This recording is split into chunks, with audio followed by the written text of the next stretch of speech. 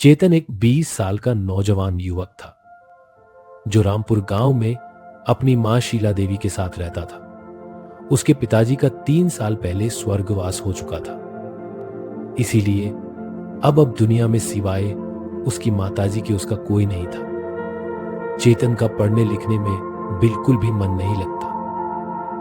वह काफी आलसी किस्म का लड़का था। उसकी इस आदत से उसकी मां भी बहुत परेशान रहती थी।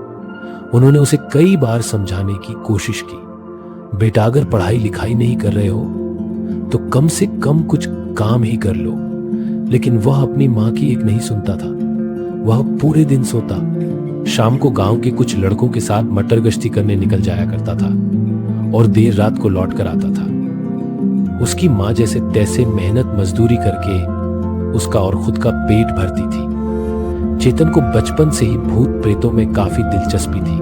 वो रोज रोज अपने दोस्तों से नई नई हांटेड जगहों के बारे में जानकारियां लेता रहता था। आज शाम को भी चेतन अपने दोस्तों के साथ बैठा गप्पे लड़ा रहा था। तभी उसके एक दोस्त राहुल ने उससे कहा, अरे यार चेतन, अपने गांव के पास थोड़ी दूर वो जो जंगल है ना छोटा सा, उसे काफी डरावना माना जाता है। कहते हैं करीब 12 साल पहले वहां पर एक औरत को जलाकर मार दिया था। तभी से अगर रात के 12 बजे के बाद कोई उस जंगल के आसपास भी चला जाए ना तो वो वापस जिंदा नहीं लौटता। राहुल की बात सुनकर एक लड़की जिसका नाम दिवाकर था, उसने राहुल से पूछा, अरे लेकिन वहाँ तो गांव के लोग रोज जाते हैं कुएं से पानी भरने, उन्हें तो आज तक कुछ नहीं हुआ। शायद तूने मेरी बात ध्यान से नहीं सुनी। मैंने ये कहा है कि रात के 12 बजे के बाद जंगल के आसपास या उस कुएं के आसपास भी कोई जाता है तो जिंदा वापस लौट कर नहीं आता। और वैसे भी गांव के लोग तो दिन में पानी भरने जाते हैं ना। तूने कभी किसी को भी रात में पानी भरते जाते हुए देखा है?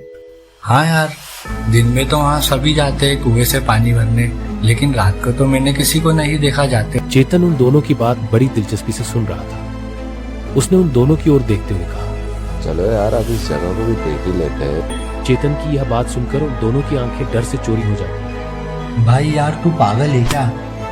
तू ऐसी जगह जाने की बात कर रहा है जहाँ पर 5 से भी ज्यादा लोगों की जान जा चुकी है। भाई यार वहाँ पर जाना बिल्कुल भी सुरक्षित नहीं है।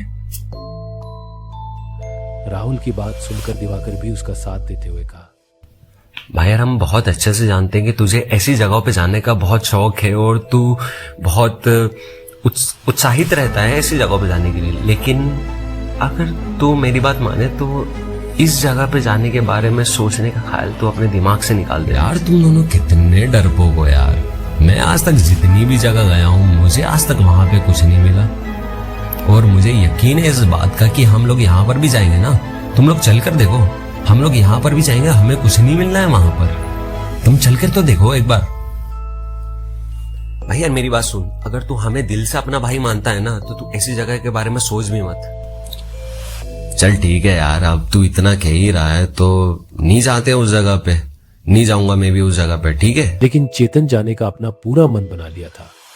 उसने काफी देर अपने दोस्तों के साथ मटर गश्ती की और करीब रात के 9 बजे अपने घर पहुंचा और सोने के लिए कमरे में चला गया। लेकिन उसे सोना कहा था, उसे तो किसी तरह 3 घंटे बिताने थे। उसके बाद वह उस हॉन्टेड जगह का पता लगाने वाला था। रात का सन्नाटा चारों ओर छाया हुआ था, बस अगर कुछ सुनाई दे रहा था तो वह ठीक झिंगुरों की आवाजें। पूरा गांव नींद की वादियों में समाया हुआ था। चेतन अब उस डरावने जंगल में पहुंच चुका था। उसके हाथ में एक टॉर्च थी जिसकी रोशनी में वो आगे बढ़ रहा था। चेतन इससे पहले भी कई ऐसी डरावनी जगहों पर गया था, लेकिन आज उसे कुछ अजीब सा एहसास हो रहा था। उसने अपने मन में सोचा, बाप रे बाप, ये कितनी डरावनी जगह है। कहीं राहुल सच तो नहीं कह रहा था? नहीं यार, मैं भी कैसा पागल इंसान हूँ। पहले भी तो मैं ऐसे डरावनी जगहों पे गया हूँ, जा चुका हूँ, वहां तो मुझे आज तक कभी कुछ नहीं मिला। और ये भूत वैसे भी कुछ नहीं होता है। उसे उस जंगल में घूमते हुए लगभग 50 मिनट गुजर चुके थे, लेकिन अभी तक उसे कुछ भी एहसास नहीं हुआ। उसने अपने मन ही मन में कहा, अरे यार, ये मेरे दोस्त लोग भी ना कैसी कैसी बातें करते रहते हैं, कैसी कैसी जगहों के बारे में बातें करते रहते हैं, मुझे समझ में नहीं आता। यहाँ भी कुछ नहीं मिला। अब लगता है यहाँ से भी मुझे खाली हाथ ही लौटना पड़ेगा। अरे सुनिए। इस आवाज को सुनकर चेतन चौंक गया। उसने पीछे मुड़कर देखा तो पीछे एक 21 से 22 साल की एक खूबसूरत लड़की, जिसके हाथ में एक पानी से भरी बाल्टी थी, चेतन के पीछे खड़ी मुस्कुरा रही थी।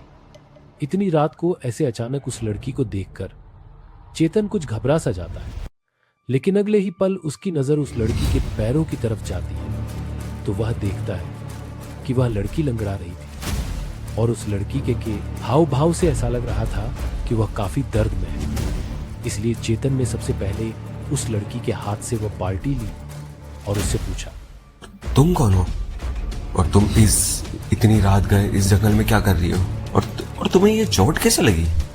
मेरा नाम दिव्या है और मैं यहाँ पास ही गांव में रहती हूँ।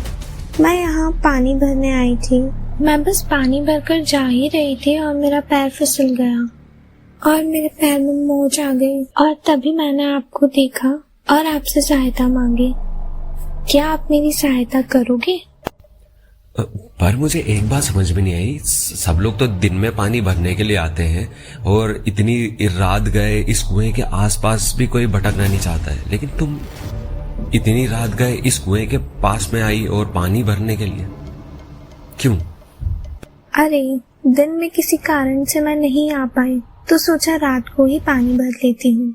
और देखिए ना, फिर ये सब हो गया। अब आप ये सब छोड़िए और मुझे ये बताइए, आप मेरी मदद करेंगे या नहीं? ठीक है, मैं तुम्हारी मदद कर देता हूँ, लेकिन मुझे ये तो बताओ कि तुम्हारा घर है किधर? चेतन ने देखा तो सच में ही एक बल्ब जल रहा था। चेतन को यह देख हैरानी हुई है क्योंकि जब चेतन आया था तो यहाँ पर ऐसा कोई भी बल्ब नहीं था, लेकिन चेतन ने अगले ही पल इन सब बातों को अनदेखा किया और दिव्या के साथ साथ उसके बताए हुए रास्ते पर चल दिया। कुछ दूर चलने के बाद उसने देखा कि दिव्या की झोपड़ी आ चुकी थी। उसने झोपड़ी के अंदर बाल्टी रखी, तभी दरवाजा धड़ाम की आवाज के साथ जोर से बंद हो गया। चेतन रुका और पलटकर देखा।